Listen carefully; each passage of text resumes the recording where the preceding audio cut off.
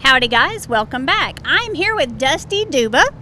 You may recognize the name Duba Trailers, that's your brother. Yes, ma'am. But Dusty, we want to pick your brain. You work behind the scenes here at the Fort Worth Stock Show and Rodeo, Fort Worth, Texas.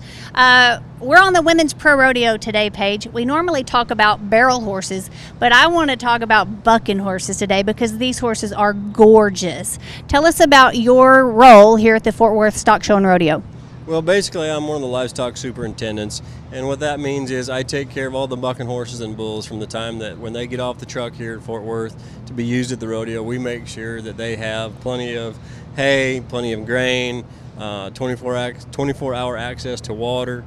You know, we want to give them the best care that they can be no matter what. That way they can perform to their best abilities. So these horses don't stay here for the endurance. You actually have a place on off-site where you house them during the rodeo, correct? Yeah, correct. Like they was talking before, Fort Worth, you know, they bring in anywhere from 13 to 14 different contractors from across the country.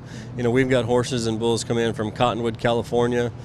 We've got horses and bulls come in from northern Minnesota. So they come in usually a couple days ahead of time. They want them, you know, give them a couple days off, let them rest, kind of relax. We keep them out at Weatherford at the Sheriff Posse's Arena, and they're in big pens. They're not messed with. They get to relax for 2 or 3 days before they bring them into town and perform. And so on a given day when a horse will perform, what time will you bring them in?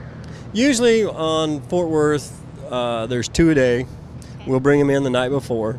That way they kind of get here, they're a little acclimated, they're able to eat, drink, kind of relax.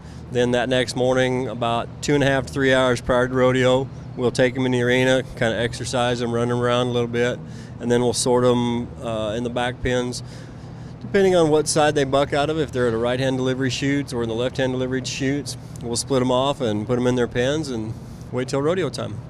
A lot of people don't realize the value of bucking stock today. And you were telling me earlier that some of these horses, like minimum, start at $10,000. So we're easily standing in a pen with over $100,000 worth of horses, and they are absolutely beautiful. I mean, the lights shining down on these horses when they're moving, their coats glisten, and I know they don't wear a blanket, but they look great. You know, it's the dead of winter, and these horses look amazing. So y'all are doing a fantastic job. Well, and not just us, but each contractor takes care of their animals. You know, it's like you were talking about, you know, barrel horses and their ladies, and they take care of their horses. Well, everybody knows that you can't just jump on a horse and he's a barrel horse. Same with rodeo livestock. You can't just take any kind of a horse and make him a barrel horse or a bucking horse. They have to want to do it. So it's a rare find when you find one of this caliber that does it to this level all the time. You want to take care of them. You know, it's your commodity. And like you said, most of these, you know, anywhere worth around $10,000 and up because it's a commodity. They love what they do. You can't just make one every day. So when you do get a good one, they're worth some money and you want to take care of them. What's the highest selling bucking horse you've seen? The highest selling bucking horse that I have seen, it was 3 years ago, 4 years ago, I think, at the NFR bucking stock sale. They sold a horse almost in the $90,000 to Wayne Vold out of Canada. Wow. So, and since then, there's been several in the high 70s and 80s. Awesome. Just like a barrel horse.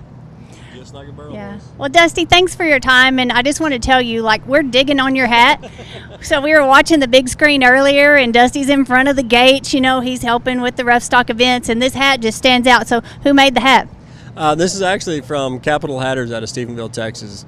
I kind of, it's a long story short, but I bought one as a joke, and everybody kind of gave me enough guff about it. I just kept it, and now everybody just loves it, so I'm keeping it. I think you should. It's definitely your style, and we clued in on camera. It shows on the big screen. Hey, and you know what else shows? When you click on every video that we post, it shows that you care. If you'll take another step and share this video, you're really helping support the rodeo industry and the sport that we love so much. I'm Kendra Dixon, giving you a great big thank you and reminding you to rodeo for a reason.